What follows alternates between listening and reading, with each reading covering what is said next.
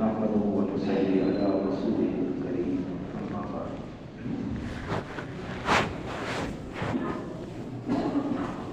أعوذ بالله من الشيطان الرجيم بسم الله الرحمن الرحيم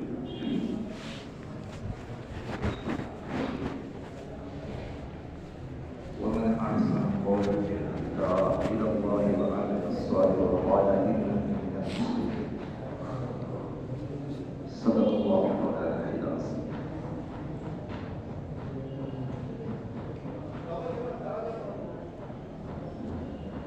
بھائی دوستوں،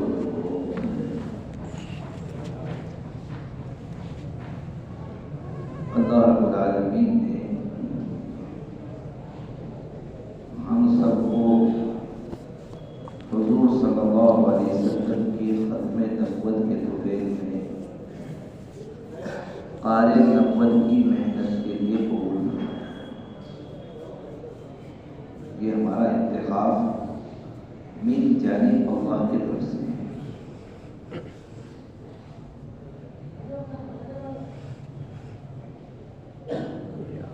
ایسا نہیں کہ ہمارے اندر اس کی صلاحیت تھی، نہیں، یہ فضل اللہ کا، اور پھر انتخاب فرما کر اللہ تعالیٰ ہی ہمارے اندر یہ صلاحیتیں پیدا کرتے ہیں۔ اس لیے اللہ تعالیٰ نے حضرت عیسیٰ علیہ السلام سے جب اس امت کے بارے میں تذکرہ کیا کہ آپ کے بعد نبی آئیں گے اور ان کی امت ہوگی اور ہم اس امت سے نبی والا کام دیں گے، حضرت عیسیٰ علیہ السلام نے فرمایا اللہ وہ امت ہو کر نبی والا کام کرے گی؟ تو اللہ نے فرمایا ہاں، اس لیے کہ ہم ان کو اس کام کے لیے جو صفات ضروری ہے کہ اپنے علم میں سے علم عطا فرمائے، اللہ اپنے علم میں سے علم عطا فرمائے، اور فرمایا حلم، بردباری، برداشت، سمجھنا سنبھالنا صفت ہے۔ یہ اللہ فرما رہے ہیں کہ ہم ان کام جس سے ہم کام لیں گے خود اپنے خزانے سے ادا کریں، اور یہ محنت اسی کے لیے کہ سب سے پہلی چیز اس محنت کے ذریعے سے جو مطالبہ ہے ہر داعی سے، وہ اپنا اور اللہ کے معاملے کو صحیح کرنا، اپنے اور اللہ کے معاملے کے اندر غلط یقین نہ ہو، غلط عقیدہ نہ ہو، اللہ اور بندے کے بیچ میں کوئی اور چیز محبت نہ آ جائے، محبت نہ آ جائے بلکہ خالص ہو۔ حضرت مولانا الیاس صاحب رحمۃ اللہ علیہ فرماتے تھے کہ ہم اس کام کے اثرات لوگوں پر اس وقت تک ظاہر نہیں کر سکیں گے جب تک کام کرنے والے کا تعلق اللہ سے نہیں ہوگا۔ ایک ہے کام، محنت، اور ایک اس کے اثرات۔ یہ دوا ہے، لیکن دوا کا اثرات ہے کہ آدمی گولی کھائے وہ اثر دکھائے، بخار کی کھائے تو بخار ختم، شوگر کی کھائے تو شوگر کنٹرول میں آئے، اثرات دکھائے۔ حضرت فرماتے تھے کہ جو یہ کام کے لیے اللہ نے جس کا انتخاب کیا ہے وہ اس کام کو اس نیت سے کرے کہ میرا سب سے پہلے اللہ سے تعلق صحیح ہے، کیونکہ حضرت فرماتے تھے اللہ کا کام ہے۔ کام کس کا ہے؟ کام کس کا ہے؟ اللہ کا ہے۔ یہ مولانا الیاس صاحب رحمۃ اللہ علیہ کا کام نہیں ہے، اور یہ مولانا یوسف صاحب رحمۃ اللہ علیہ کا کام نہیں ہے، اور یہ نظام الدین کا کام نہیں ہے، کام تو اللہ کا ہے۔ یہ حضرات کو یہ فکر پر، ان کی اڑنوں پر، اس جگہ پر رونے دھونے پر اللہ نے ان افراد کو، اس جگہ کو امت تک اللہ کے کام کو سمجھانے کے لیے، نبی والے کام کو سمجھانے کے لیے، طرز سیاہ صحابہ کو سمجھانے کے لیے، کام کو سنت کے مطابق سمجھانے کے لیے اللہ نے ان کو اور اس جگہ کا انتخاب کیا ہے۔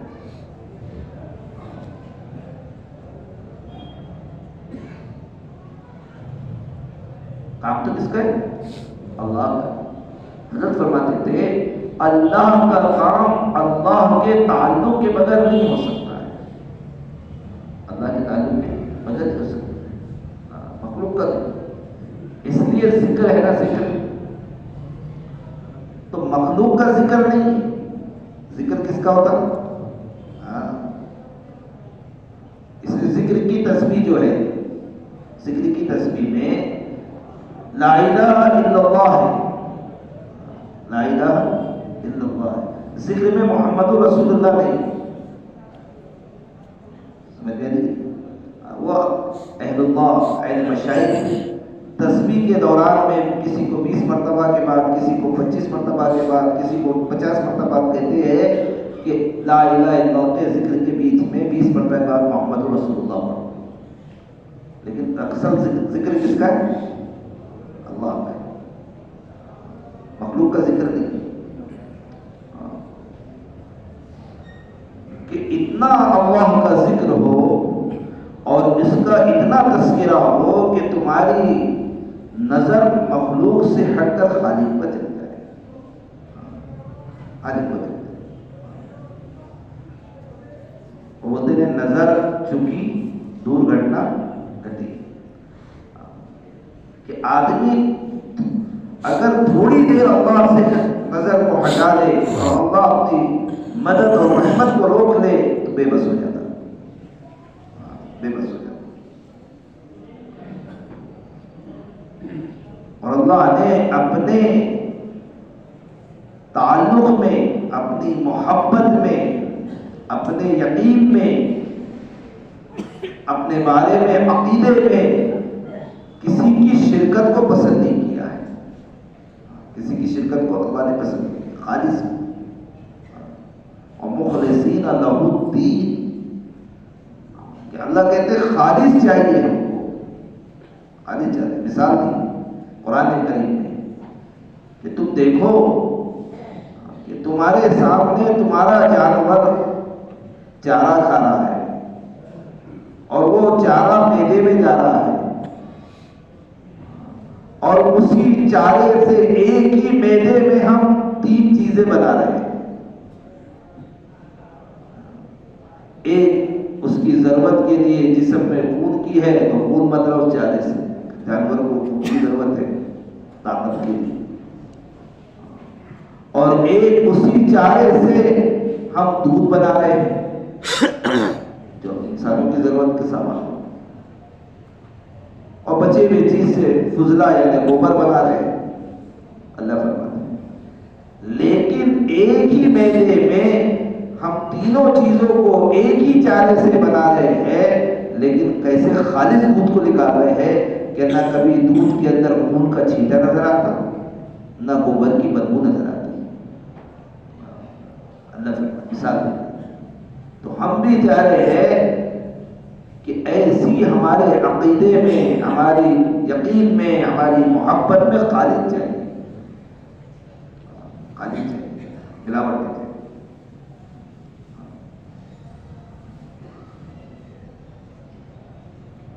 بنی اسرائیل کے بڑے نخرے اللہ نے اٹھائے، ایک ایک وقت میں ان کی تربیت کے لیے، ان کی رہبری کے لیے، ان کو اللہ کی پہچان کرانے کے لیے، ان کو دنیا میں آنے کے مقصد کو سمجھانے کے لیے، ان کو دنیا اور آخرت کا فرق بتانے کے لیے فرمایا ایک ایک وقت میں ان کے پاس میں 70 نبی موجود رہے۔ کوئی ملک کے اندر کام کر رہے، کوئی قبیلے میں کام کر رہے، کوئی برادری میں کام کر رہے، لیکن ان کا حال یہ تھا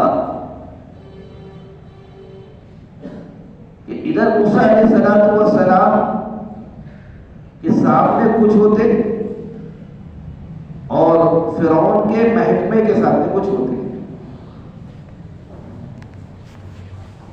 کیا ادھر اس کے ہاں میں ہاں ملاتے، ادھر ان کے ہاں میں ہاں ملاتے.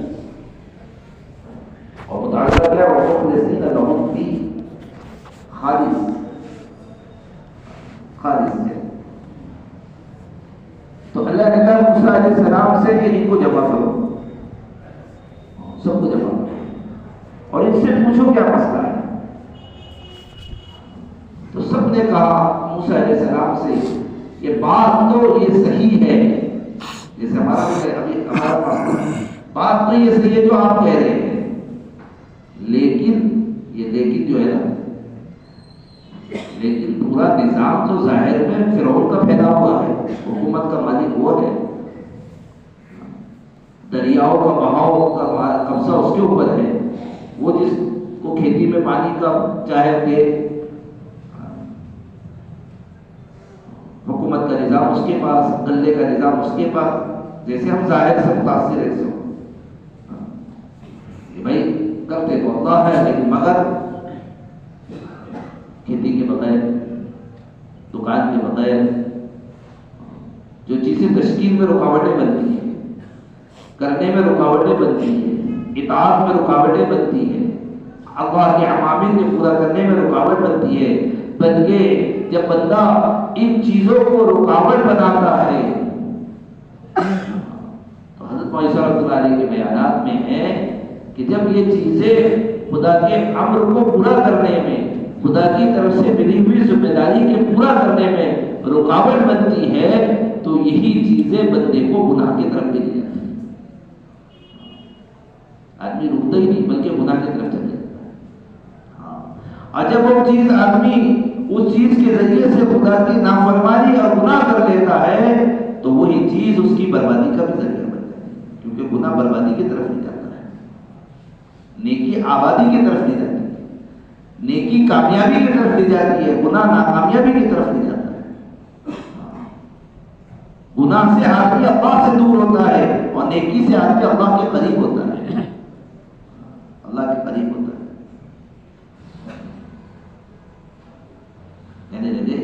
بات یہ ظاہر سے دھوکہ کھا گیا. اور حضرت مولانا الیاس صاحب رحمۃ اللہ علیہ سے پوچھا گیا، حضرت مولانا منظور صاحب نعمانی رحمۃ اللہ علیہ نے، کہ آپ اس محنت سے کیا چاہتے ہیں؟ تو حضرت نے فرمایا میں چاہتا ہوں ہر فرد امت، جتنی امت رسول اللہ صلی اللہ علیہ وسلم کی امت ہے، جس نے اللہ کے نبی کا کلمہ پڑھا ہے، ہر فرد امت کا چاہے مرد ہو یا عورت، اس کے اندر حقیقت والا کلمہ ہے، لا الہ الا اللہ ہے، اور ظاہر میں حقیقت میں محمد رسول اللہ والی زندگی ہے.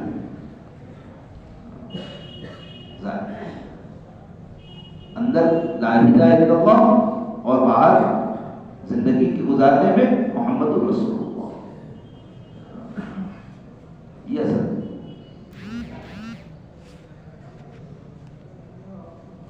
ایک مطلب پرانوں کے جوڑ میں حضرت مولانا انعام الحسن صاحب رحمۃ اللہ علیہ نے پوچھا ساتھیوں سے، کام کا ہونا کیا ہے؟ یہ کام ہو رہا ہے، کام کا ہونا کیا ہے؟ مختلف ساتھیوں نے بات کی. پھر حضرت نے خود فرمایا کام کا ہونا جو آپ لوگ کہہ رہے یہ نہیں ہے. کام کا ہونا اصل یہ ہے کہ ہر کام کرنے والے کے اندر 6 صفات عملی طور پر زندگی میں آئیں. ایمانی ترقی، ایمانی حفاظت، کیونکہ یہ صفات اللہ کے یہاں اس کو قبول کروائے گی، اور جو بندہ اللہ کے یہاں قبول ہو جائے گا وہ دنیا میں ہر حال میں جم جائے گا. جس سے اللہ کام لینے کا فیصلہ کر لے گا. حالات کا مسئلہ نہیں ہے، حالات آزمائش تو آئی، آدمی اس پر کوئی شکایت نہیں کر سکتا ہے. آزمائش تو سب کے ساتھ ہے، انبیاء علیہ السلام کے ساتھ آئے، کیا آزمائش ہے، کیا حالات ہوں گے، ہم تمہاری زبانوں پر کیا بات ہوگی، کیا آزمائشوں میں آئے ہیں. کیا فرمایا مسجد نبی ہے اور 13 دن مسجد نبی میں نماز نہیں ہوئی. وہ حالات ہے مدینے میں، 13 دن تاریخ کتاب ہوا.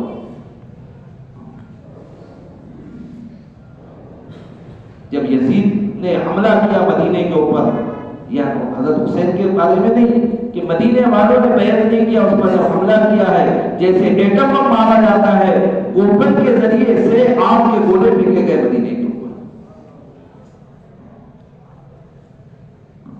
یہ اس یزیدیوں کی طرف سے آنے والے فوج ایک گھر میں گھسی ہے اور اس عورت سے کہنے لگی سونا چاندی پیسے دو. اس نے کہا تیرے سے تمہارے آنے سے پہلے کسی اور نے آ کر لے کر چلا گیا. اس کے گود میں ایک معصوم بچہ تھا، اس کو ہاتھ میں لے کر اس کا سر دیوار پر مارا، اس کا سر پڑا، اس کی ماں کی آہ نکلی اور کہنے لگے اے میرے بچے، میرے پاس سونا نہیں تھا، نہیں تو میں تیری جان بچا سکتی تھی. کیسے حالات کیسے ہماری حالت کیا ہے؟ لیکن ان حالات تو لاتے ہیں اللہ، حالات لاتے ترقی کے لیے، حالات لاتے ہیں ترقی کے لیے، آزماتے ہیں اللہ. اور سب کی آزمائش ہے، حضرت ابراہیم علیہ السلام کی آزمائش ہے.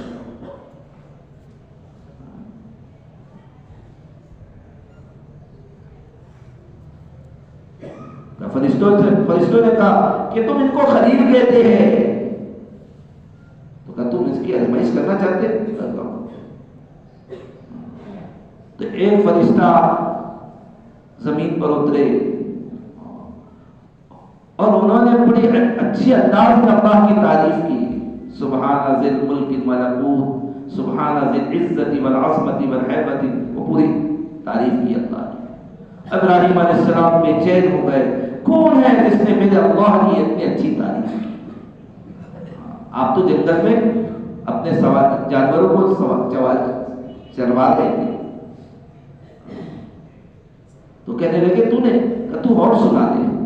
کہا ایسا نہیں سناؤں گا، تو اگر اللہ کی تعریف سننا چاہتا ہے تو تجھے دینا پڑے گا. کیا کہا یہ میرے مکھریاں ہے، اس میں سے آدھے دے دے. تو ٹھیک ہے، پھر بڑا فرشتے ہیں، پھر مطمئن نہیں ہوئی، کہنے لگا کیا تعریف ہے میرے اللہ کی، ایک بار اور کہہ دے. کہا ایسا نہیں، تو کہیے جو آدھی بچی یہ بھی دے دے، یہ بھی دے دے، لیکن میرا اللہ کی تعریف سنا. پھر تیسری مرتبہ مطالبہ کیا، تو کیا دیں گے؟ کہنے لگے سن، تو میں نے تو سارے جانور تجھ کو دے دیا، لیکن اب میرے پاس کچھ نہیں ہے، لیکن ان جانوروں کو چرانے کے لیے تجھے چروائی کی ضرورت ہے. میں تیرا چروایا بن جاؤں گا، لیکن تو اللہ کی تعریف سنا. تو اللہ کی تعریف سنا. سب میں اپنے آپ کو چروا بن سکتا ہوں اللہ کی تعریف سنا. ہمارے پاس تو اللہ کی بات سننے کے لیے، اللہ کی بات کرنے کے لیے مسجد کے لیے کئی گھنٹے. ہمارے گھروں میں اس کے کوئی تذکرے، ہر چیز کی بات ہو رہی ہے گھر میں، لیکن اللہ اس کے رسول کے تذکرے، ایمانی تذکرے، ہر کسی کے بات ہو رہی ہے. حضرت فرماتے تھے جس چیز کا تذکرہ کثرت سے ہوگا اس چیز کا یقین دل کے اندر بیٹھے گا. چیزوں کا تذکرہ ہوگا، چیزوں کا یقین بیٹھے گا. فطرت ہے، جو چیز بار بار سنائی دیتی ہے، بار بار تذکرے میں آتی ہے، وہ چیز دل میں اترتی ہے. اس لیے کہتے ہیں تم ہر وقت اللہ کی بڑائی کو بولو، اللہ کی وحدانیت کو بولو، اللہ کی ربوبیت کو بولو. ہر وقت یہ مقصود ہے کام.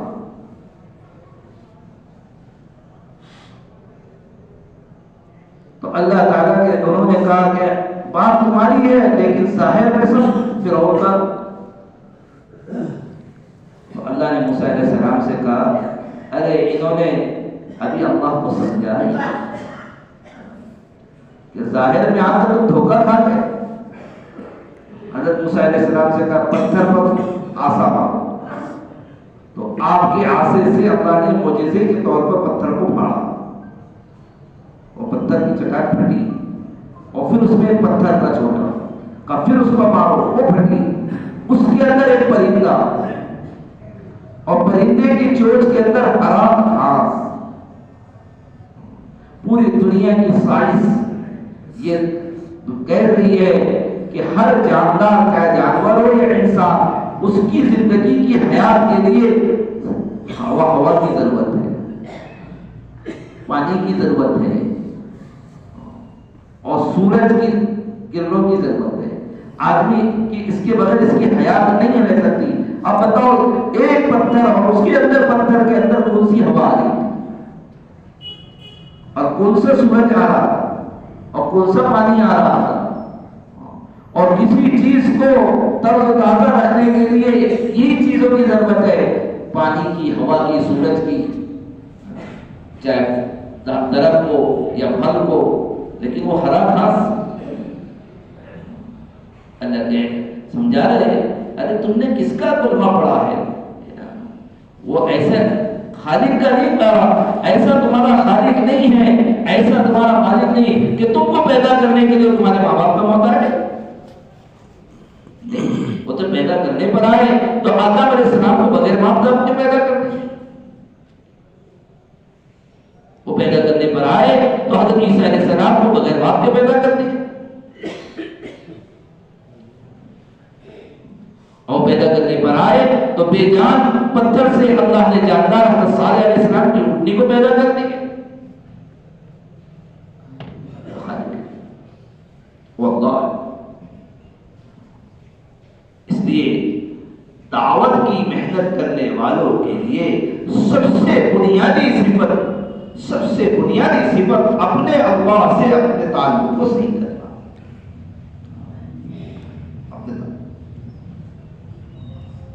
یہ صفت بتائے کام کی. حضرت فرماتے تھے اللہ کے کام کو اللہ کے تعلق کے بغیر کیسے کر سکتے.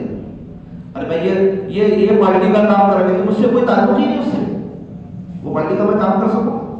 ارے بولو بات, کوئی بھی آدمی دنیا میں کسی بھی شعبے میں کسی چیز کا, میں یہ کمپنی کا کام کر رہا ہوں, وہ کمپنی سے میرا کوئی تعلق ہی نہیں, تو کام کر دے گا کیسے کام کرے گا. ایسی اللہ کا تعلق نہیں, اللہ کا کام کیسے کرے گا. کرنے کے وقت میں بھی اس کی ہر وقت نیت اللہ کے تعلق کو پیدا کرنے کے لیے, اللہ کے تعلق کو پیدا کرنے. اس کے بعد پہلے سے اور کام کرنے والے کے لیے سب سے پہلے اللہ سے تعلق پیدا کرتے ہوئے اپنے اندر اخلاص پیدا کرنا. دعوت کی صفات آج ہی پڑھ رہا تھا میں, سوال میں اخلاص اور بڑے اچھے انداز میں سمجھایا. مخلص کس کو کہتے ہیں, مخلص کس کو کہتے ہیں. حضرت نے فرمایا دنیا میں جتنی بھی دین کی تحریکیں چل رہی ہے ان کو اپنا مقابل نہیں سمجھنا, ان کو اپنا تعاون کرنے والا سمجھنا. وہ مخلص ہے. جب دوسری دنیا کی تحریکوں کو اپنا تعاون کرنے والا سمجھنا تو اپنے عملے کے بارے میں کیسا رہنا. یہ تو ہمارے ہاتھ میں ہے, یہ تو ہمارے ہاتھ میں ہے.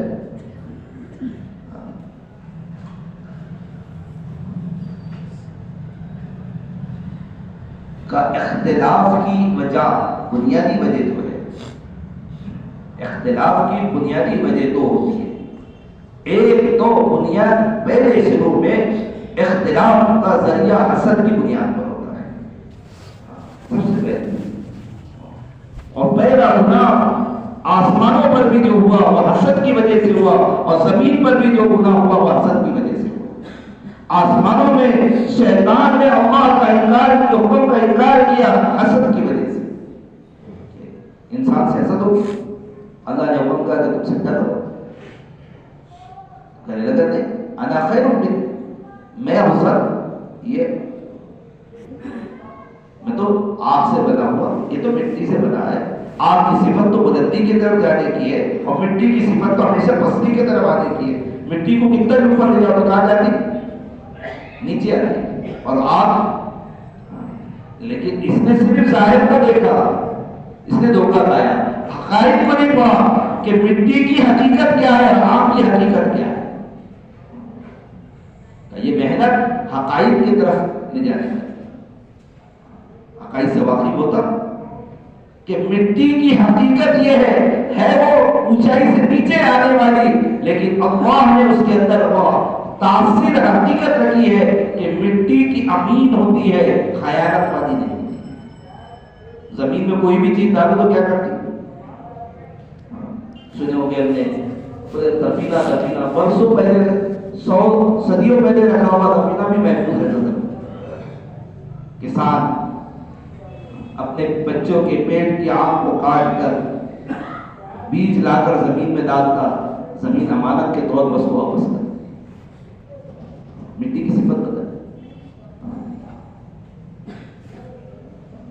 اور آگ کی خاصیت ہے خیانت، کہ آگ میں جو بھی ڈالو تو ارے پیسے کا بنڈا ڈالا تو کیا کرے گی؟ واپس دیتی گی، کوئی بھی چیز ڈالو، آگ میں ڈالا آدمی نے کھایا، حقائق ظاہر کی وجہ سے دھوکہ کھایا، اور اللہ کا اور انسان کے بارے میں کہ ادنا میں آدھا ہو حسد آئی، اللہ کا حکم توڑ دیا۔ حکم توڑنے میں کیا ہوا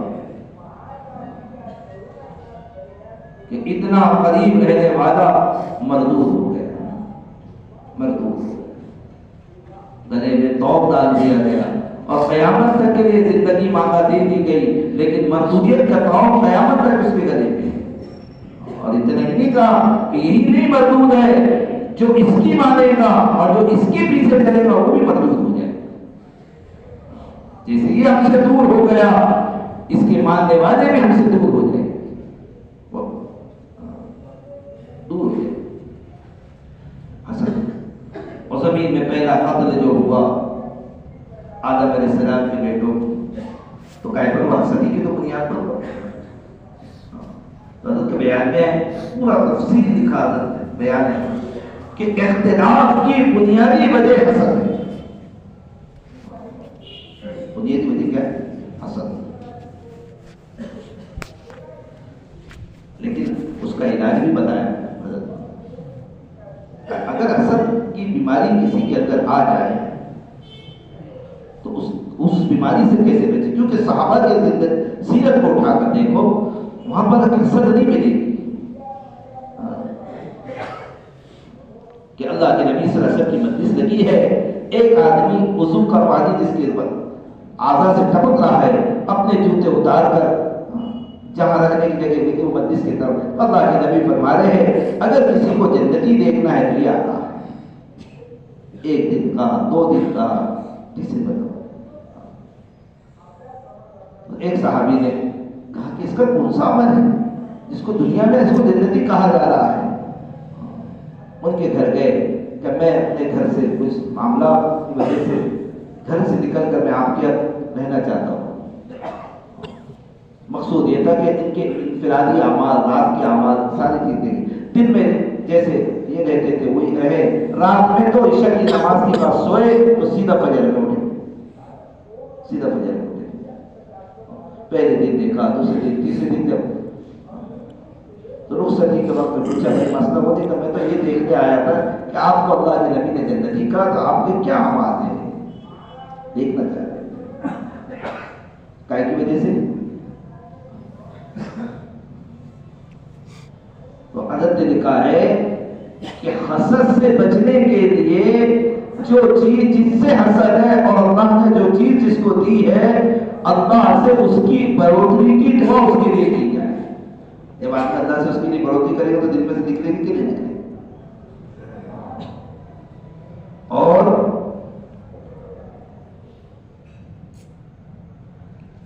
اس چیز کی جو چیزیں ہیں اس کی تحقیق یہ دیا جائے کہ بھائی جب یہ صحیح ہے تو ہم اس کے ساتھ ہو جائیں.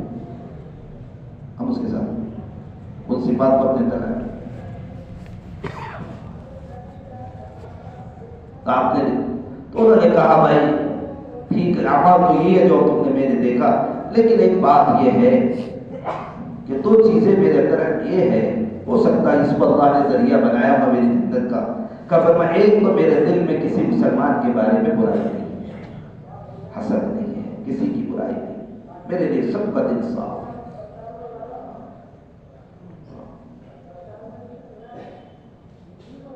کہ پاک اللہ کا کام اور پاک کام پاک نبیوں سے اللہ نے دیا ہے اور پاری دنیا کی گندگیوں سے پاک کرانے والا کام آدمی کر رہا ہو اور دل میں برائی لے کر کرے، کیسے اثرات دکھائے؟ کیسے اثرات دکھائے؟ کام اس پاک اللہ کا ہے جو اللہ نے اپنے پاک برگزیدہ بندے نبیوں سے دیا ہے، اور جس کام کی وجہ سے ساری دنیا کی گندگیاں ختم ہوئی ہے. اور وہ کام کرنے والا دل میں اگر گندگی رکھ کر کرے گا تو اس کے کام کا کیا اثر آتا ہے؟ کیا اثر آتا ہے؟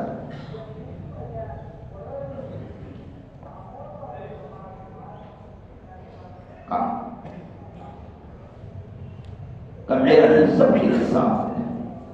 ہمارے نبی کی حضرت مولانا صاحب فرما رہے تھے کہ اس وقت امت کے سامنے سنت کو لاؤ کہ عبادت کی طریقہ سنت کیا ہے، دعوت کا طریقہ سنت کیا ہے، رہن سہن کا طریقہ سنت کیا ہے، رہن سہن کا طریقہ سنت کیا ہے. ایک ہی سنت کا جو شعبے میں جو عمل میں اگر سنت ہوگی تو وہ اللہ کے یہاں مقبول ہوگی. یہ اللہ کا فیصلہ ہے. جو عمل ہمارے نبی سے میل کھائے گا وہی ہمارے قابل قبول ہوگا، اور جو عمل ہمارے نبی کی زندگی سے میل نہیں کھائے گا وہ مردود کر دیا جائے، مردود کر دیا. دعوت کی سنتوں کو لاؤ.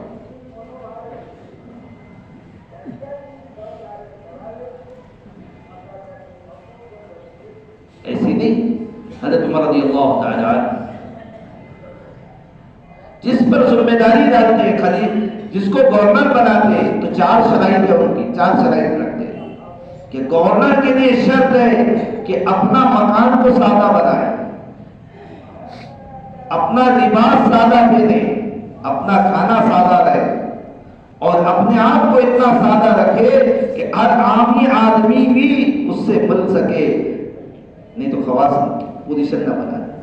اس شرائط کے اندر عمر کے کھانا سادہ، گھر سادہ، لباس سادہ، اور اپنے آپ کو سادہ، اور امت کی انسانیت کی ہمدردی اور غمخواری اس کے.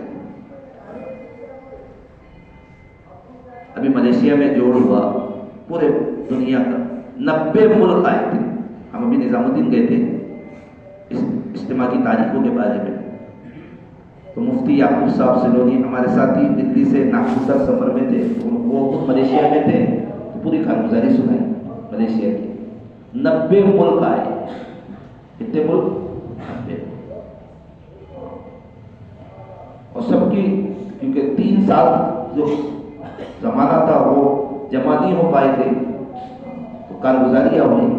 4 دن تک پورے دن کارگزاری چلتی رہی. کتنے دن؟ 4 دن تک کا ایک دن میں ایسا سمجھو 6 گھنٹے کارگزاری ہوتی رہی. تو 4 دن میں کارگزاری سنتے جا رہے. اور اس کے بیچ میں جو ہدایات ہے وہ دیتے جا رہے ہیں. اور پھر اس کے بعد میں مذاکرات ہوئی. حضرت مولانا صاحب نے ایک مذاکرہ کیا کہ کام کرنے والے اپنے گھر میں کیسے رہیں، اپنے بیوی بچوں کے ساتھ، اپنے رشتہ داروں کے ساتھ. اس پر واقعات بیان کیے.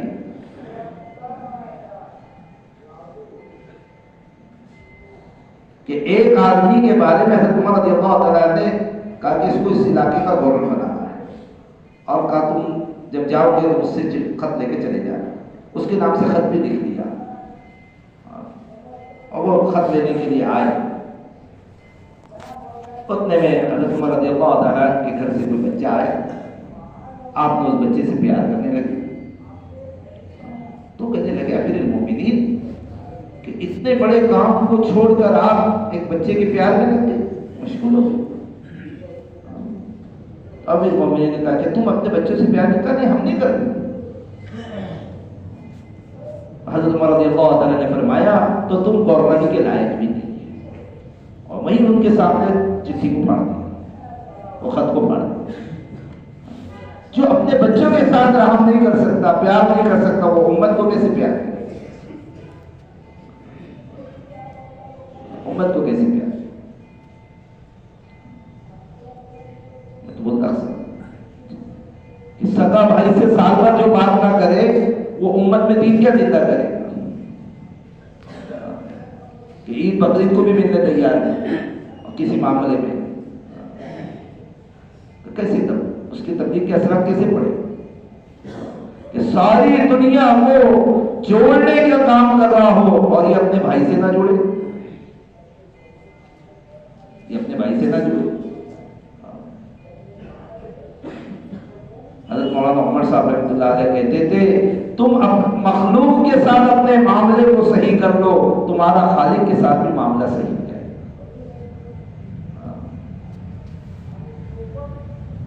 اور حضرت کہتے تھے کہ خالق کے پاس میں تمہارا کیا مقام ہے، اگر اس کو دیکھو تو تمہارے اپنے مخلوق کے بیچ میں دیکھو تمہاری حیثیت کیا ہے. کیونکہ اگر وہاں مقبول ہے تو ہی مقبولیت زمین پر اتاری جاتی ہے. اس میں آتا جس سے اللہ محبت کرتے ہیں، جبرائیل علیہ السلام سے کہتے جا کر اعلان کر دو فلاں ابن فلاں ہے جس سے اللہ محبت کر رہا اور جبریل بھی محبت کر رہا اور تمام ملائکہ بھی محبت کر رہے. اے زمین پر بسنے والی ساری مخلوق تم بھی اس سے محبت کرو. جہاں اوپر مقبولیت ہوتی ہے، محبت ہوتی ہے، تو اس آسمانوں کو زمینوں کو ہوتا ہے. زمین کو اس لیے کہا کہ سب اختلاف کی سب سے پہلی بنیاد حسد، اور دوسری چیز کام میں اغراضیت مفادیت کو داخل کرنا، مخلصی کو ہٹانا، اخلاص کو ہٹانا.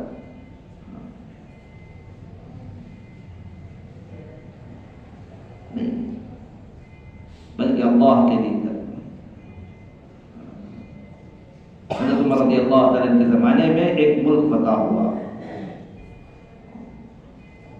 اور اس ملک کا سارا مال و غنیمت آیا. ایک صحابی اس ملک کے بادشاہ کا تاج لائے جو ہیرے جواہرات سے جڑا ہوا اور کئی من وزن کا، وہ لے کر رات کے اندھیرے میں لائے. حضرت عمر رضی اللہ عنہ کہنے لگے کیا ہے؟ کہا یہ بادشاہ کا تاج ہے. کہنے لگے تم کون ہو، تمہارا کیا نام ہے؟ کہنے لگا امیر المومنین جس کے لیے لایا ہوں وہ میرا نام خود اچھے سے جانتا ہے. مجھے نام کر بتانے کی نہیں. ہمارا تو حال ہے کہ کچھ کام کر لیے تو جب تک بات سامنے نام نہ آ جائے آدمی اطمینان نہیں ہوتا ہے، اور نہیں آئے تو مسئلہ بگڑ جاتا ہے. مطلب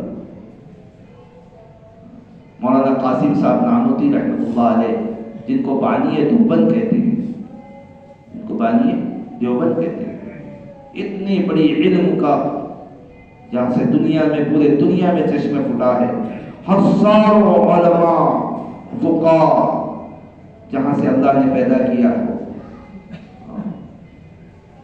اس کے بانی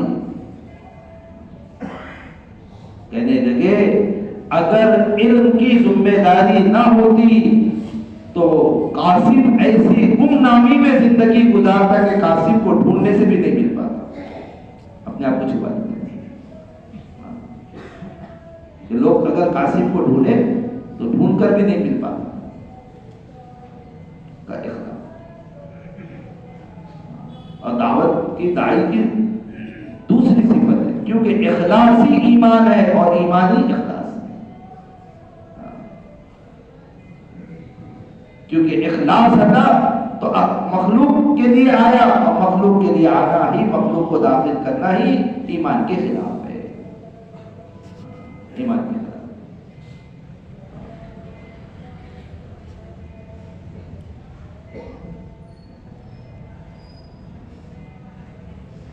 فرماتے تھے حضرت مولانا صاحب کے بیان میں کہ مخلوق کے لیے کرنا تو یہ تو ریاکاری ہے، اور مخلوق کے ڈر سے کا یہ تو شرک ہے، یہ تو شرک ہے، مخلص ہوگا، یہ بنیادی صفات۔ تو ہر کام کرنے والے کے لیے اپنے اندر یہ صفات پیدا ہے۔ حضرت مولانا احمد صاحب رحمۃ اللہ علیہ نے فرمایا تھا کام کا ہونا یہ ہے کہ کام کے کرنے والوں کے اندر 6 صفت عملی طور پر ہے۔ ہمارے عالم صاحب رحمۃ اللہ علیہ کہتے تھے تبلیغ تفریح کا نام نہیں، تبلیغ تبدیلی کا نام ہے، زندگی کے بدلنے کا نام، ترقی کی طرف بڑھنے کا نام، اللہ سے تعلق ہے، استقامت دین ہمارے اندر آئے، نمازوں کے اندر پابندی آئے، جان پیدا ہو۔ حضرت مولانا یوسف صاحب اللہ علیہ کہتے تھے یہ نقل و حرکت گھومنا گھمانا نہیں ہے، بلکہ یہ نقل و حرکت سے ہر فرد امت کے ایمان میں اور اپنے اس کے دین کے اندر کا فرمایا نور اور جلا پیدا کرنا ہے۔ ہمارا ایمان سے نور سے دل بھرے، دل نورانی ہو۔ ابھی تو دنیا کی محبت سے اور دنیا کے یقین سے اور مخلوق کے یقین سے دل کے اندر ظلمت آئی ہوئی ہے، اور اندھیرے میں کوئی چیز نہیں دکھتی، اندھیرے میں کوئی چیز نہیں دکھتی، اور اجالے میں سب چیز کرتا۔ صحابہ کا دل ایمان سے نورانی تھا، اس لیے فرمایا آخرت کی سوئی والا عمل بھی نظر آ رہا تھا، کہ مستحب جیسے عمل کا چھوڑنا ان کے لیے مشکل تھا، مستحب جیسے ہم سے تو فرائض چھوٹ جائے تو احساس نہیں، فرائض کے چھوٹنے کا احساس نہیں، کتنے فرائض ہمارے چھوٹ رہے ہیں۔ اور دعوت کا یہ تو اللہ کی طرف کا حکم ہے، اللہ کی طرف سے میری ذمہ داری ہے کہ اپنے ایمان کی حفاظت کرتے ہوئے، اپنے ایمان کی ترقی کے لیے اور اپنے ایمان کی بڑھوتری کے لیے ساری دنیا میں ایمان کی محنت کو لے کر گھومنا ہے، تاکہ ساری دنیا سے بے ایمانی ختم ہو جائے۔ اپنے دین کے اندر استقامت کو پیدا کرنے کے لیے، اپنے اندر استقامت دین پیدا کرنے کے لیے، اور اس دین کو لے کر ساری دنیا میں گھومنا ہے، تاکہ ساری دنیا سے بے دینی ختم ہو جائے۔ حکم اللہ۔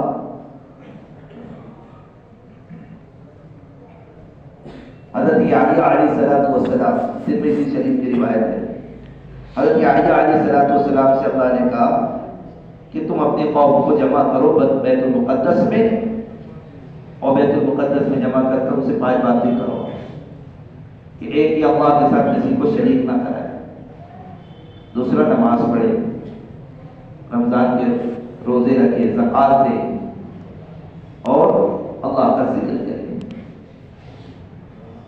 یحییٰ علیہ السلام اس کام کرنے میں تاخیر ہو گئی،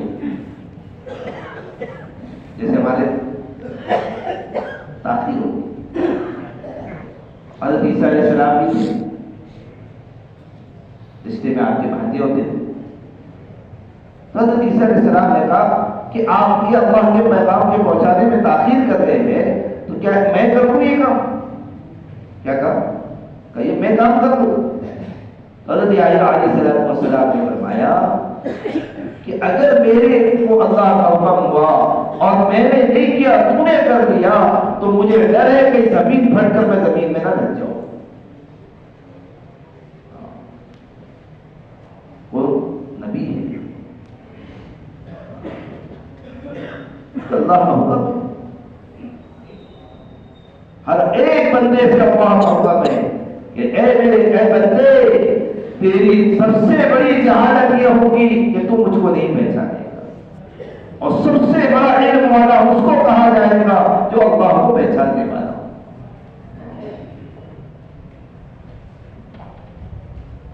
سوال کیا ایک صحابی نے حضور سے، اے اللہ کے نبی میں سب سے بڑا علامہ بننا چاہتا ہوں، سب سے بڑا علامہ، سب سے بڑا علم والا بننا چاہتا ہوں. اتقوا اللہ، اللہ کے نبی نے فرمایا تو اللہ کا تقوی اختیار کر لے، اللہ کا ڈر اختیار اپنے اندر پیدا کر لے، تو سب سے بڑا علامہ بن جائے. سب سے بڑا ہمارے نزدیک چیزوں کو نہ جاننے والا جاہل، سامان کی پہچان نہ کرنے والا جاہل، لیکن سب سے بڑا جاہل اللہ کو نہ پہچانے، اللہ کو نہ پہچانے. یہ کام، یہ محنت اللہ کی پہچان، اللہ کو پہچانو اس کی ذات، اس کی صفات کے ساتھ. وہ کیسی طاقت والا ہے، وہ عالم واحد میں سب کچھ کرتا ہے، اس کو کرنے کے لیے ارادہ اور مشورے کی بھی ضرورت نہیں، اس کا ارادہ ہی ہو جاتا ہے. ارادہ ہی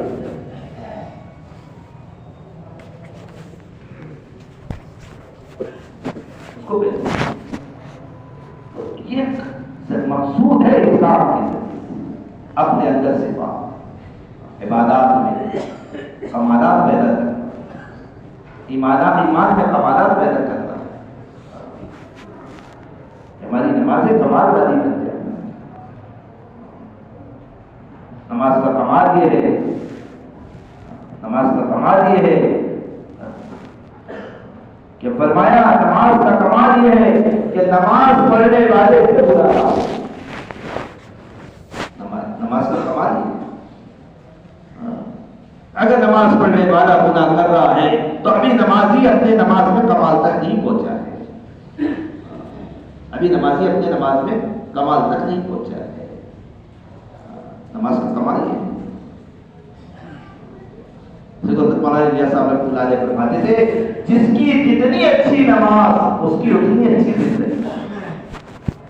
بلکہ مثال دیتے تھے جیسے گھر میں روشن دان ہوتا نا، کھڑکیاں، تو کہتے تھے گھر میں روشن دان آدمی اس لیے بناتا ہے کہ باہر کی روشنی آئے، باہر سے ٹھنڈی ہوائیں آئے، اچھائی آنے کے لیے بھی روشن دان، اور آدمی اندر کی گھر کی گرمان، گھر کے اندر کا دھواں، گھر کے اندر کی جتنی چیزیں اسی روشن دان سے نکلے. کہ ایسی کمال والی نماز مومن کی جب بنتی ہے تو اندر کی ساری جسمانی گندگی نماز سے دور ہو جاتی ہے اور ساری اچھائیاں نماز کے ذریعے سے آ جاتی.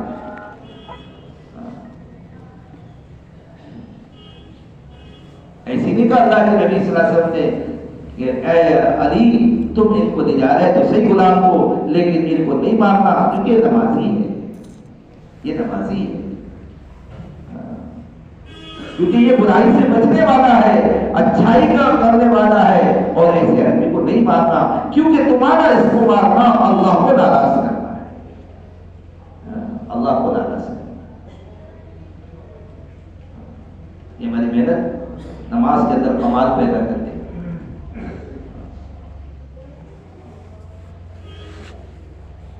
اس سے کہتے ہیں نماز کو کلمے والے یقین کے ساتھ پڑھو، کیونکہ عمل کی قبولیت یقین کے بغیر نہیں چلتی. اور اپنی نماز کو علم کی روشنی میں پڑھو کہ نماز کے ظاہر کو باطل کو علم کی روشنی میں، کہ ہمارا سجدہ، ہمارا رکوع، ظاہری شکل بھی، اندر پڑھے جانے والی قرآن بھی، دعائیں بھی سب صحیح ہو.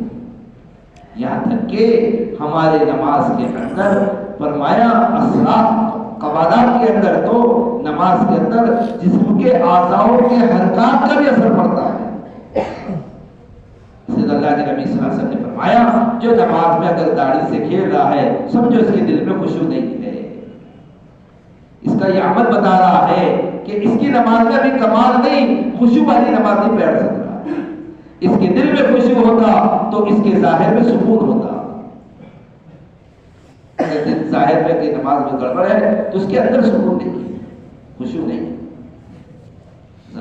اگر اندر میں خشوع ہوتا تو ظاہر میں خشوع وضو ہوتا، سکون ہوتا، اطمینان.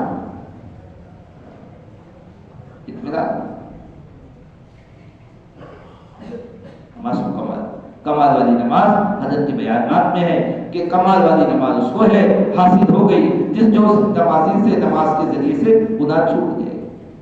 کیونکہ نماز کا تاثیر ہے ان الصلاۃ تنہی عن الفحشاء، نماز بے حیائیوں سے ناشستہ حرکتوں سے چھوڑتا ہے.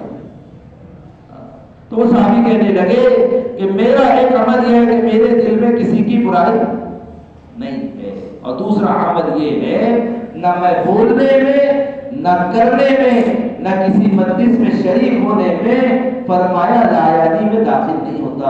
اگر یہ مقام میرا ہے ہی نہیں تو میں کیوں اس مجلس میں شریک ہوں، اور یہ میری بولنے کی بات ہی میں کیوں بولوں. جو ہماری باتیں عمل کام کی نہیں ہے وہ تو لایانی ہے. حضرت منتخب میں باپ آنا ہے لایانی کا، اس کو پڑھو. جو کام ہمارے کرنے کے نہیں، جس کا فائدہ ہم کو آئی. ساتھی کہتے ہیں یہ کیا یہ کرنا کہ نہیں کرنا، یہ کیا کرنا کرنے جو کرنے کے وہ کرو. معمول کا ہمارے پاس جیسا بتا دے گا مولانا صاحب بتا دے گا، کبھی آپ وہ چیزوں کی طرف بات ہی نہیں کرتے تھے. اکثر یہ کہ جو کرنے کے یہ بات یہ کرو جو کرنے کا نہیں ہے اس کو تذکرے.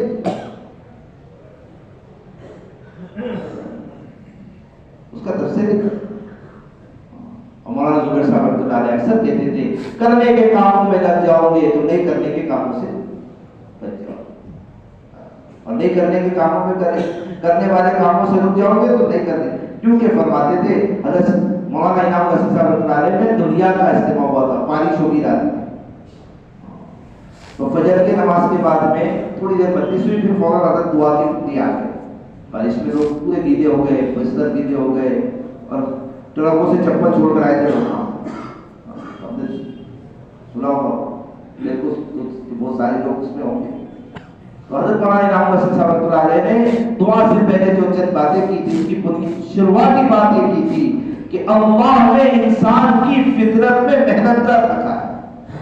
اس کے جسم کے اندر جو فطرت بنائی ہے اس میں محنت رکھی ہے، اور فرمایا اگر اس کا جسم کو صحیح محنت پر نہیں لائے گئے تو پھر غلط محنت پر جائے. جیسے زبان بولنے کے لیے اگر اس سے صحیح نہیں بولے تو کیا کریں گے؟ خاموش رہیں گی، کچھ تو بولی. کان کو کیا بنایا اللہ نے؟ سننے کے لیے. اور صحیح نہیں سنا تو اللہ اس کے رسول کی بات، کسی کی مدد ہمدردی کی بات، خیر کی بات نہیں تو پھر کیا کرے گا؟ یہ باتیں سنے کیا کرے گا؟ غلط سنے گا، مجلسیں قائم کرے گا، اللہ کے گھر میں مجلسیں قائم کرے گا.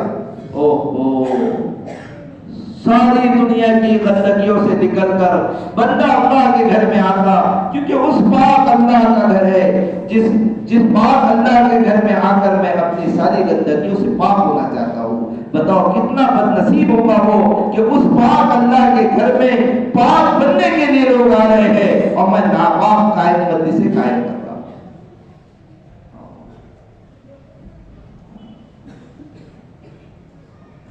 اس نے جو لکھا علماء نے کہ غیبت تو زنا سے بڑا گناہ ہے. زنا کیا آدمی نے توبہ کیا اللہ معاف کر دے.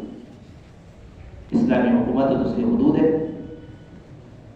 لیکن غیبت تو اللہ کی معافی کے ساتھ جس کی غیبت کی اس سے بھی معافی شرط ہے، اس سے بھی معافی شرط ہے. کیونکہ اسلام میں دو جو حقوق العباد، اس لیے آپ نے حجۃ الوداع کے موقع پر آخری حج میں آپ نے جو خطبہ دیا ہے، علماء فرماتے ہیں کہ آپ کا جو بڑا خطبہ تھا اس میں 100% بنایا جائے تو 75% احکامات آپ نے معاملات معاشرت اخلاق کے بتائے، معاملات معاشرت اخلاق کے، بلکہ دین 75% معاملات اخلاق اخلاق اور 25 عبادات حکم کو دیکھ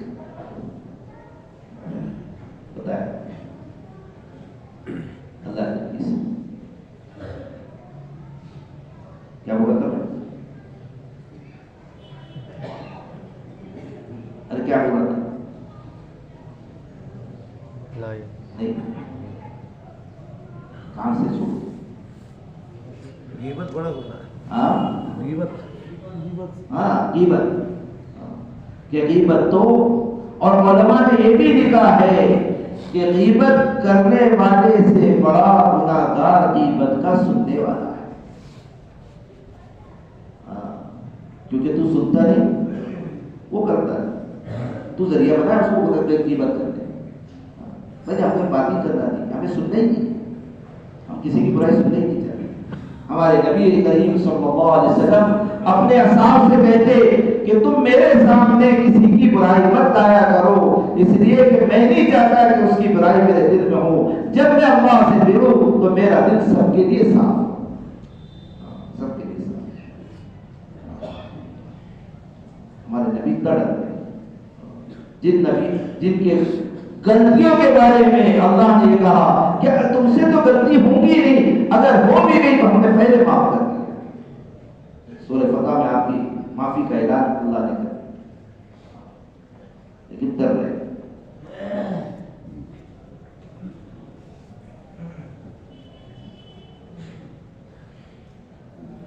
آپ کی طبیعت خراب ہوئی، آپ کی طبیعت خراب ہوئی، بخار سے آپ کی طبیعت اور سر کے درد سے شروعات ہوئی. آپ کی بیماری، آخری جو بیماری آپ کو ہوئی جس میں آپ دنیا سے رخصت ہوئے، سر کا درد اور بخار، اور بہت شدید بخار، بہت شدید بخار کہ آپ کے جسم پر گیلے پانی کی پٹیاں رکھی جاتی ہیں اور سر میں شدید درد کہ آپ نے اپنے سر کو باندھ لیا. آپ نماز میں نہیں آ سکے، عشاء کی نماز کے لیے آپ اٹھے اور چلنے کے لیے کھڑے ہوئے تو آپ کشی کھا گئے. پھر تھوڑی دیر صحابہ بیٹھے ہیں، تھوڑی دیر کے بعد میں پھر آپ اٹھنے کرے نماز پڑھانے کے لیے، نماز کے لیے جانے کے لیے، تو آپ کشی کھا کر 3 بار جب ہوا تو آپ نے حکم کر دیا کہ حضرت ابوبکر نماز پڑھا دیں.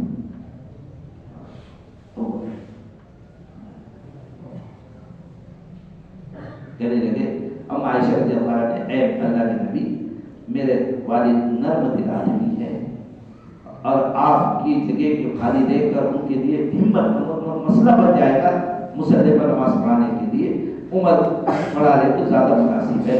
اللہ کے نبی نے فرمایا میرے اللہ کی بھی منشا یہی ہے کہ میرے مصلی پر اس وقت ابو بکر کے علاوہ کوئی نہیں کھڑے رہ سکتا.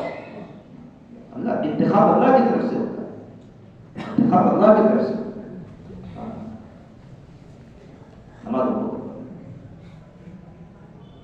آپ نے نماز پڑھائی، دوسرے دن، تیسرے دن آپ کو کچھ افاقہ ہوا،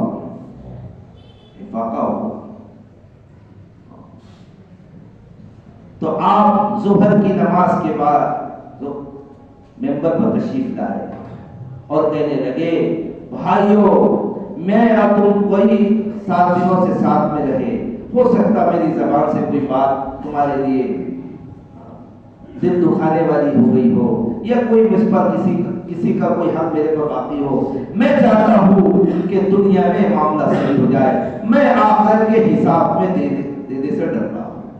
اور اللہ اکبر، جس کی شفاعت پر قیامت قائم کی جائے گی، جس کی شفاعت پر اللہ ایسے جلال میں ہوگا کہ کسی کی ہمت نہیں ہوگی، بلکہ خود اللہ کہہ رہا تھا لمن ملک اليوم، بتاؤ آج کس کی حکومت ہے؟ واللہ واحد القہار، وہ ایک اللہ کی جو سب پر غالب ہے، کوئی اس سے غلبہ حاصل نہیں کر سکتا اور وہ کوئی اس کے غلبے سے باہر نہیں ہو سکتا، ایسے اللہ اعلان کریں گے این الجبارون، ہے جو دنیا میں بڑا جبر کرنے والے، سینہ نکالنے والے، اپنی طاقتوں کو بنوانے والے، آؤ میرے مقابل پر، کون ہے؟ ساری انسانیت پریشان ہوگی کہ اگر اللہ فیصلہ کر کے ہمارے لیے جہاں بھیجنا ہے بھیج دے، لیکن یہ جو قیامت کی تکلیف سے ہم برداشت نہیں کر پائے، اتنی تکلیف، سارے لوگ انبیاء کے پاس سے گزر کر جناب رسول اللہ صلی اللہ علیہ وسلم کے پاس جائیں گے، اللہ کے نبی صلی اللہ علیہ وسلم اللہ کے سامنے سجدے میں گریں گے اور اللہ تعالیٰ آپ کو ایسی حمد آپ کے دل میں ڈالیں گے کہ ایسی حمد کریں گے کہ جب سے دنیا کا وجود ہوا نہ کسی فرشتے نے، نہ کسی نبی نے، نہ کسی مخلوق نے ایسی اللہ کی حمد کی جو اللہ کے نبی اللہ کی حمد بیان کرے۔ اللہ کا غصہ ٹھنڈا ہوگا، کہے اے محمد سر اٹھا دو، مانگو تمہیں دیا جائے گا۔ آپ کہیں گے اللہ قیامت کو قائم کر دو، بندوں کا حساب کر دو، آپ کی شفاعت پر قیامت قائم کی جائے گی اور وہ قیامت کے دن اللہ سے حساب سے ڈرتا۔ اور ہمارا حال کیا ہے؟ ہمیں تو خیال بھی نہیں آتا، خیال بھی نہیں آتا کہ ہم کیا کرتے ہیں۔ حالانکہ صحابہ کی سیرت کو دیکھو اٹھا کر، صحابہ کا ہر قدم، کیونکہ شان ایمان ہے، ایمان کی شان ہے کہ مومن جو ہوتا ہے وہ دنیا کو دیکھ کر نہیں چلتا، آخرت کو دیکھ کر چلتا ہے۔ کافر دنیا کو دیکھ کر چلتا ہے، یہاں کے نفع نقصان اس کے سامنے ہے، اور مومن کا آخرت کا۔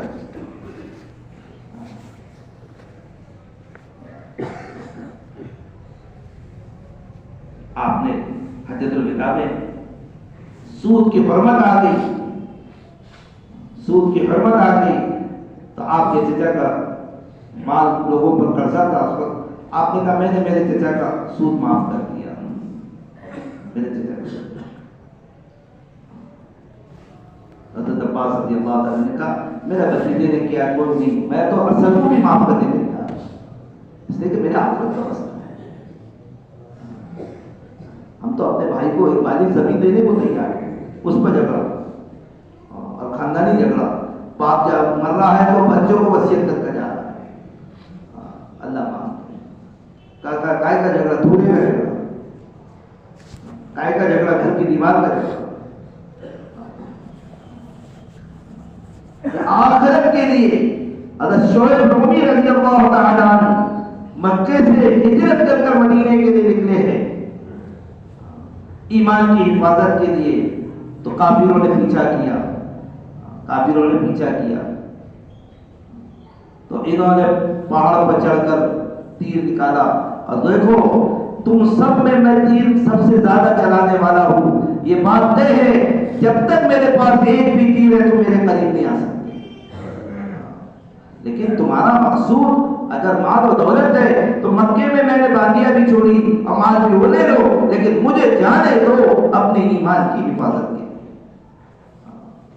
اپنے ایمان کی بلندی کی، اپنے اندر استقامت دین کی۔ جیسی کافر تیار ہو گئے، اس پر چھوڑ دیا مال لینے پر، اور آپ مدینے میں پہنچے، اللہ کے نبی صلی اللہ علیہ وسلم نے فرمایا شعیب بہن کا نفع کی تجارت کر کر آیا، دنیا کو نقصان پہنچایا، آخرت کو کامیابی حاصل کر۔ اسے تو حضرت لقمان علیہ السلام کی نصائح میں ہے، جو دنیا کو نقصان پہنچاتا ہے وہ آخرت میں نفع پا دیتا ہے۔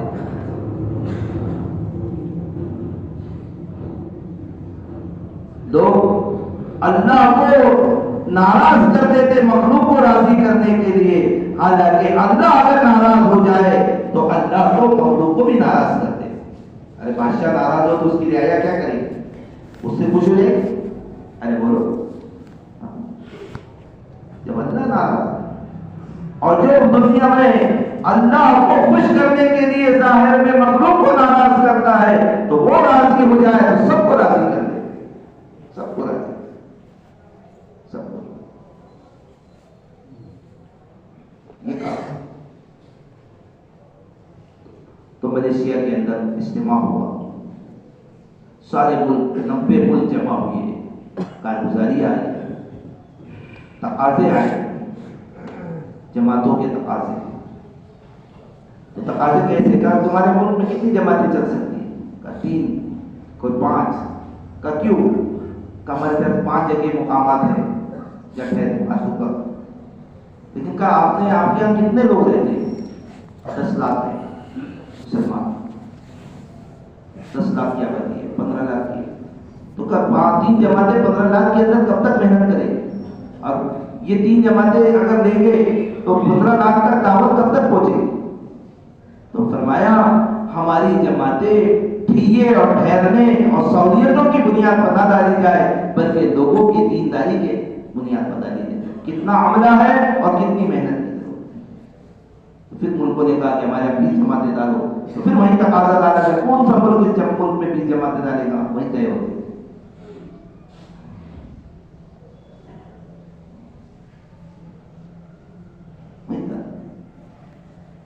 بھی بنگلہ دیش میں اجتماع، مفتی صاحب جو ساتھ میں آیا میں وہ اسی دن رات میں بنگلہ دیش سے لوٹے تھے۔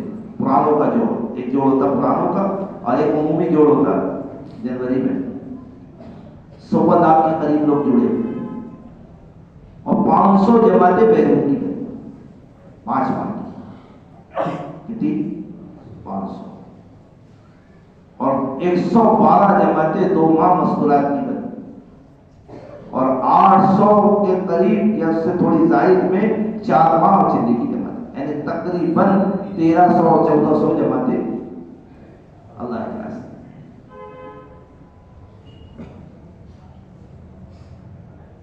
اور عمومی اجتماع کا تو اب جب ہوگا کتنی جماعتیں؟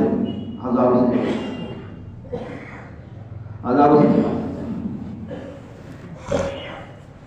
تو جو کر رہے اللہ ان کے لیے آسان بھی کرتا،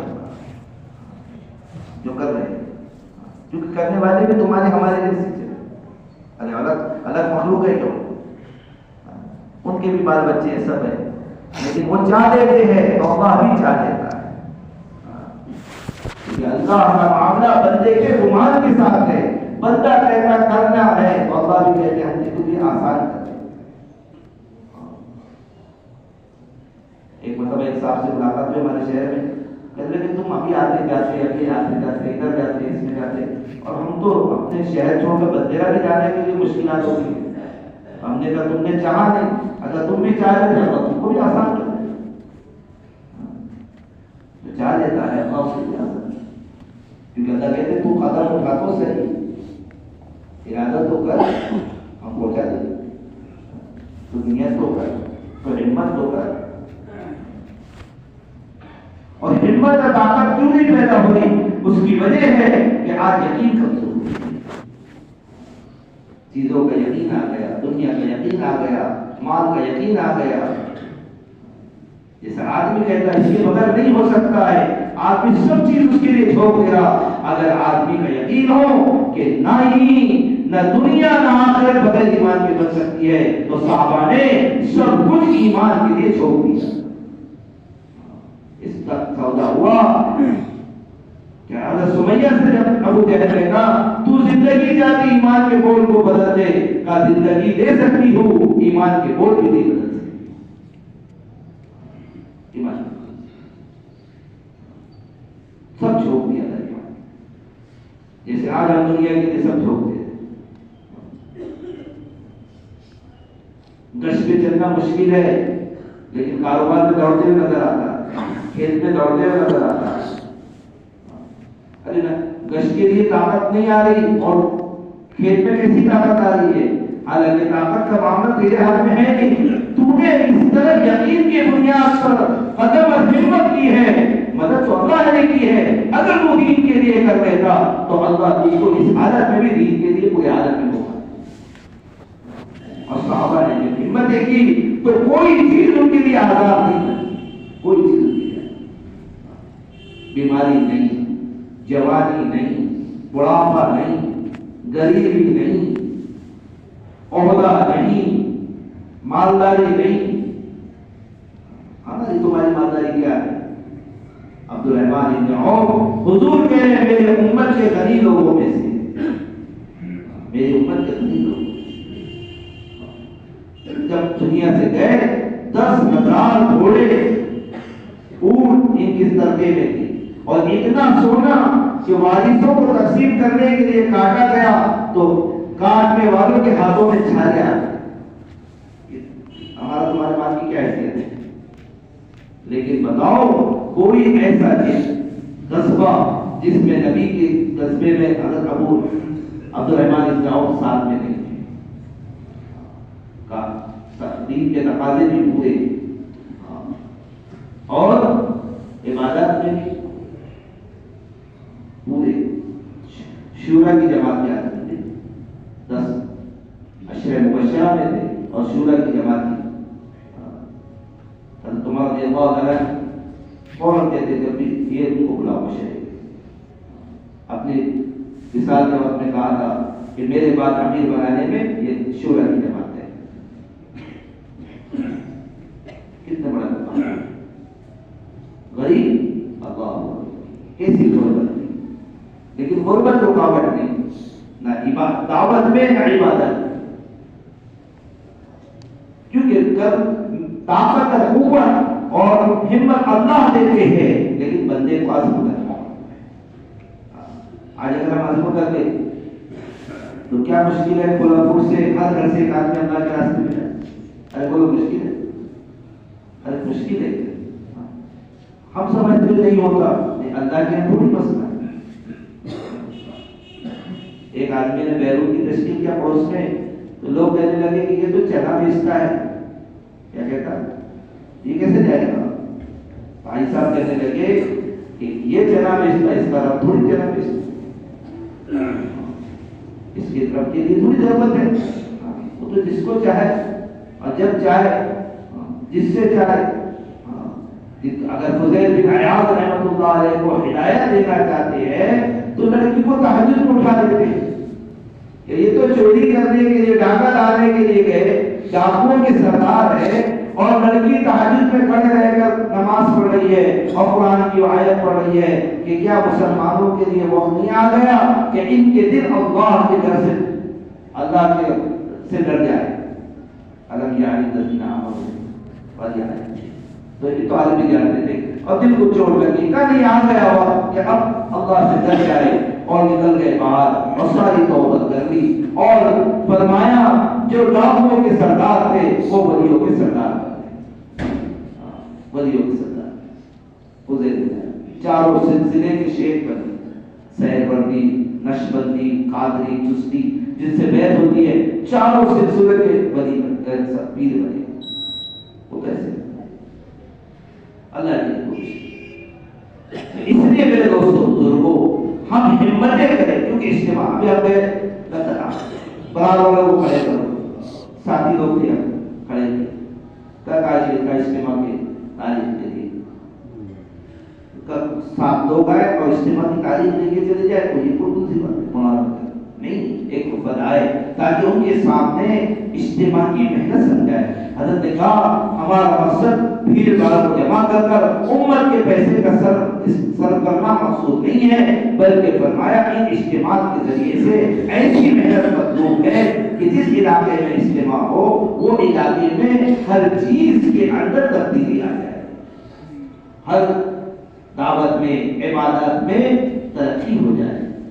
ایسی مسجدیں 24 گھنٹے پر آباد ہو جائے، گھروں کے اعمال مسجد والے اعمال گھروں میں زندہ ہو جائے، ہر گھر میں پاک اعمال کے ساتھ تعلیم زندہ ہو، ہر آدمی کا اللہ کے راستے میں وقت کر رہا ہو اور ایسا عملہ تیار ہو کہ جو ہمارے ہم لوگ آ رہے ہیں اور جو تقاضا نظام الدین سے لے کر آ رہے ہیں ہر عملہ اس تقاضے کے لیے تیار ہو، چاہے اندرون کے ہو یا بیرون کا. اب بتاؤ اجتماع میں آنے والے پر ایسی محنت ہو جائے کہ وہ ہر تقاضے کے پورا کرنے کے لیے تیار ہوگا اور وہاں سے تقاضے ڈال کر اس اجتماع سے پورے آنے کے تقاضے پورے ہوں گے. وہ اجتماع کتنا کامیاب ہے؟ ارے بولو اجتماع کتنا کامیاب؟ اصل محنت اس کی حضرت کہتے تھے ہمارے صاحب اجتماع سے پہلے اجتماع کی محنت اصل ہے. فرماتے تھے جتنی اچھی محنت اجتماع سے پہلے ہوگی اتنا ہی شاندار اجتماع ہوگا, کیونکہ اجتماع کا نظم پورا کرنا اصل نہیں ہے, اصل اس کے ذریعے سے امت کے اندر دین اور فرمایا دعوت کو آگے بڑھانا ہے.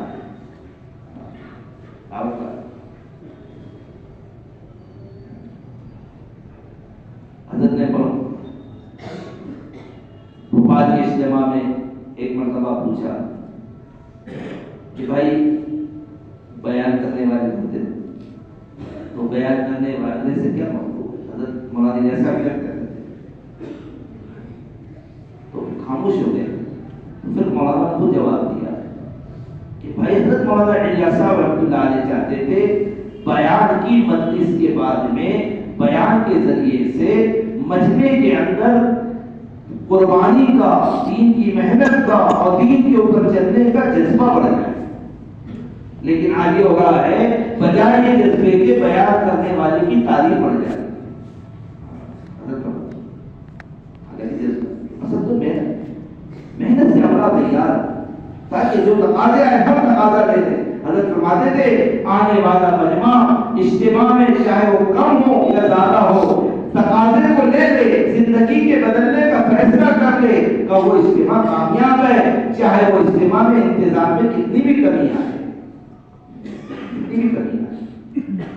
کامیاب. اس کے لیے بھائی دوستوں بزرگوں ہمیں سب کو عزم کرنا ہے کہ مقام پر رہ کر بھی خوب ایک ایک کی خوشامد کر کر ایسا ماحول قائم کرنا کہ ہماری مسجدیں 24 گھنٹے آباد ہو جائے, ہر کسی فرد کا تعلق اللہ کے گھر سے اور اللہ کے گھر کے ساتھ اس کے اعمال سے ہو جائے, اور ہمارے یہاں سے داتا لگ جائے جماعتوں کے بننے کا. کیا فرمایا کوئی دیہات نہ چھوٹے, کوئی بستی نہ چھوٹے, ایسی محنت ہو جائے اور پھر آخر میں پورا مجمع اجتماع میں پہنچ کر پھر اجتماع کے اندر جو تقاضے آئے ہمارا علاقہ اس سارے تقاضے کو چاہے عالمی ہو یا ملکی ہو یا مقامی ہو سب کو پورا کرنے کے لیے تیار. اس کے لیے سب تیار ہے؟ بتاؤ اس کے لیے